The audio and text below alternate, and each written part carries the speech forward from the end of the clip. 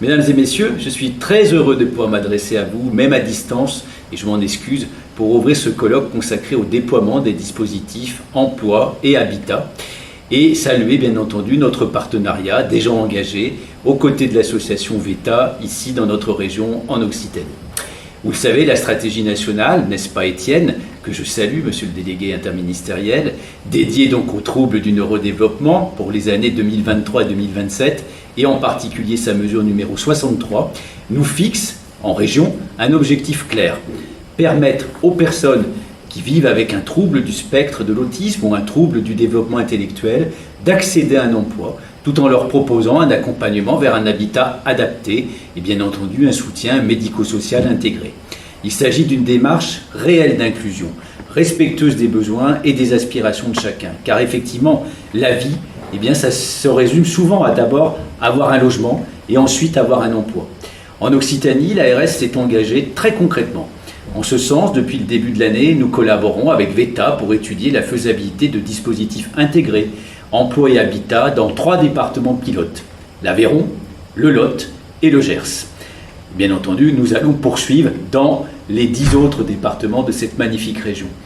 Nous avons financé un temps d'ingénierie de projet pour construire des dispositifs adaptés, viables, durables, en concertation bien évidemment avec l'ensemble des acteurs locaux, mais surtout avec l'ensemble des personnes concernées et leurs familles, car on doit être en capacité d'écouter leurs attentes, de réaliser leurs rêves, leurs projets de vie, et bien entendu d'être constamment présente à leur côté. Car la réussite de ces projets, elle repose sur la mobilisation de l'ensemble des partenaires. En premier lieu, bien évidemment, je pense à nos amis des conseils départementaux, mais également à nos collègues de la DRETS et des DETS, au service de l'AGFIP, à l'ensemble des entreprises qui sont volontaires dans ce dispositif, et je les appelle vraiment à se mobiliser, comme c'est le cas dans les départements que je viens de citer. Bien entendu, tous les établissements, les services médico-sociaux qui doivent leur permettre aussi d'aller dans la transformation de leur offre en mettant en place ces services à l'emploi, et puis l'ensemble des associations, des fondations, des collectivités territoriales. Chacun joue un rôle essentiel pour garantir que l'emploi, l'habitat et l'accompagnement médico-social soient pensés de manière intégrée, cohérente, efficace et surtout répondant aux aspirations de la vie de nos personnes qui vivent avec un handicap.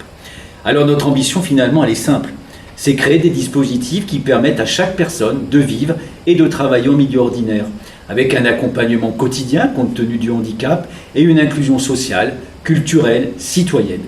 Car au-delà de l'emploi et de l'habitat, il s'agit de favoriser l'autonomie, la participation à la vie sociale et l'accès à des activités qui font sens pour chacun. Je serais tenté de dire d'ailleurs l'accès à la santé, finalement dans sa conception la plus large possible au sens de l'Organisation mondiale de la santé.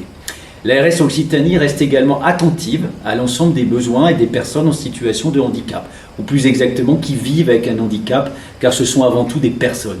Notre engagement ne se limite pas au seul dispositif pour les personnes avec TSA ou TDI. Nous soutenons bien entendu une pluralité de projets et d'initiatives qui visent à garantir que chacun puisse trouver sa place dans la société, dans l'emploi. C'est bien entendu le programme des 50 000 solutions qu'on déploie depuis maintenant plus d'1 an sur l'ensemble de la région et qui apporte déjà des solutions concrètes aux personnes, aux enfants, aux adultes, à leurs familles qui vivent avec ce handicap. En conclusion, je voudrais souligner que ces initiatives sont possibles grâce à l'engagement collectif de tous, grâce à VETA, qui est vraiment un partenaire essentiel dans la conduite de nos actions. Donc je vous encourage vivement à poursuivre ces collaborations. Pour notre part, pour l'ARS Occitanie, nous y serons particulièrement attachés à faire vivre concrètement ces dispositifs au cœur de nos territoires, partout, dans les 13 départements, comme je l'ai dit.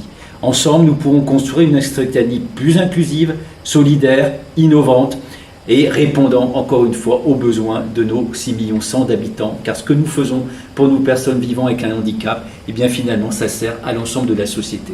Je vous souhaite vraiment une excellente journée et vous dis à très vite et à très bientôt.